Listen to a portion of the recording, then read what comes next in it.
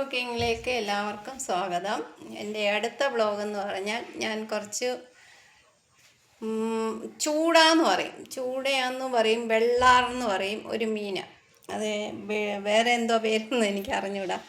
ചൂട, വലിയ ചൂട, വേളൂരി എന്ന് പറയും, എന്തൊക്കെയോ പേരുണ്ട്. എനിക്ക് മീനിനെക്കുറിച്ച് അത്ര വലിയ അറിവില്ല. മീൻ ഏത് കണ്ടാലും പെട്ടെന്ന് പറയാനൊന്നും എനിക്കറിയത്തില്ല. മത്തി അയലേ അറിയാം, കിളിമീനും അറിയാം. അപ്പോൾ അതൊന്ന് കാണിക്കാം. ഇതിനെന്തുവാ നിങ്ങളുടെ പേര് പറയുന്നത്? ഞാൻ ചൂടയെന്നാണ് പറയുന്നത്, വെള്ളച്ചൂട. പിന്നെ ചിലർ വെള്ളാറെന്ന് പറയും.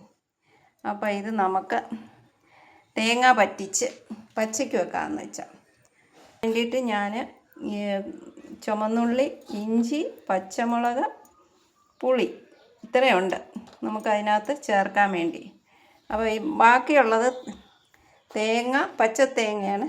കുറേ കാന്താരിയുണ്ട്, കാന്താരി ഇട്ട് പറ്റിക്കാമെങ്കിൽ നല്ലതാണ്. അപ്പോൾ മല്ലിപ്പൊടി 3 സ്പൂൺ മല്ലിപ്പൊടി, ചെറിയ സ്പൂണിനാണ്. 2 സ്പൂണ് മുളക് പൊടി, പിന്നെ മഞ്ഞൾപ്പൊടി, ഇത്രയുണ്ട്. ഇത് നമുക്ക് ചതച്ചെടുക്കാം. പിന്നെ 2 കരിവേപ്പില. ഇപ്പോൾ ഇത്രയും കൊണ്ട് നമുക്ക് മീൻ പറ്റിച്ചെടുക്കാം.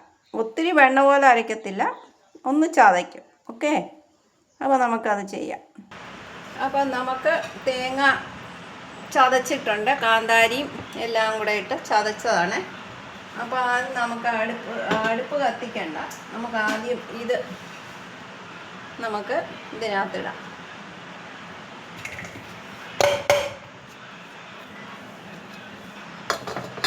പൊടി ഇടാം. പിന്നെ നമുക്ക് തേങ്ങ ഇടാം.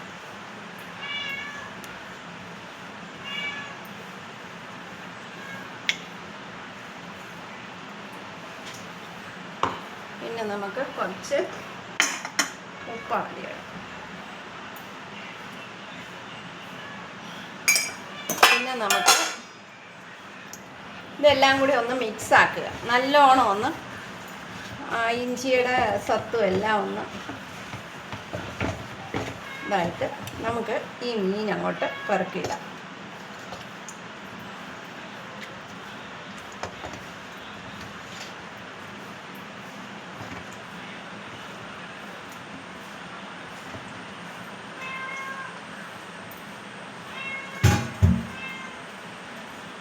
നമുക്ക് നല്ലോണം തേച്ച് പിടിപ്പിക്കാം.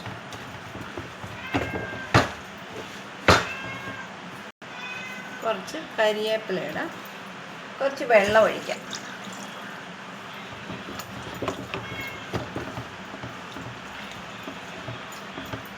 പീര പറ്റിക്കത്തില്ലേ മീൻ? ചെറിയ മീനാകുമ്പോൾ നമുക്കിങ്ങനെ ചെയ്യുന്നത് നല്ല പീര പറ്റിക്കൽ പോലെ അല്ലേ? അപ്പം ഞാൻ അടുപ്പ് കത്തിച്ചിട്ടുണ്ട്. ഒരു സ്വല്പം കൂടെ വെള്ളം നമുക്ക് ഒഴിക്കാം. ശകലം കൂടെ നല്ലപോലെ തിളച്ച് വരണം. ഉപ്പുമൊക്കെ എല്ലാം ഇട്ടതാണ്. ഇനി ഇത് കരിവേപ്പില ഇട്ടു. നമുക്ക് തിളച്ച് കഴിഞ്ഞിട്ട് നമുക്ക് ഇനിയും പിന്നെ വെളിച്ചെണ്ണ ഒഴിക്കാം. ഇനി അത് അടച്ച് തിളച്ച് വന്ന് നമുക്കിനി ഒന്ന് ചുറ്റാം. നമുക്കിതൊന്ന് ചുറ്റാം.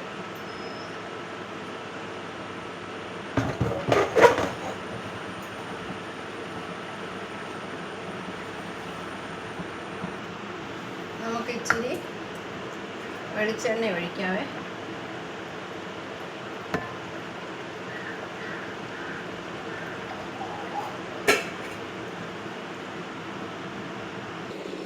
അപ്പോൾ എൻ്റെ മീൻ റെഡിയായി. വെളിച്ചെണ്ണയൊക്കെ ഒഴിച്ചു.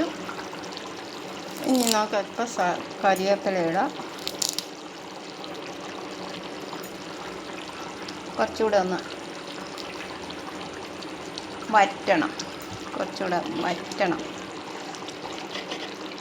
അപ്പോൾ എൻ്റെ മീൻ റെഡിയായി. ഓക്കെ.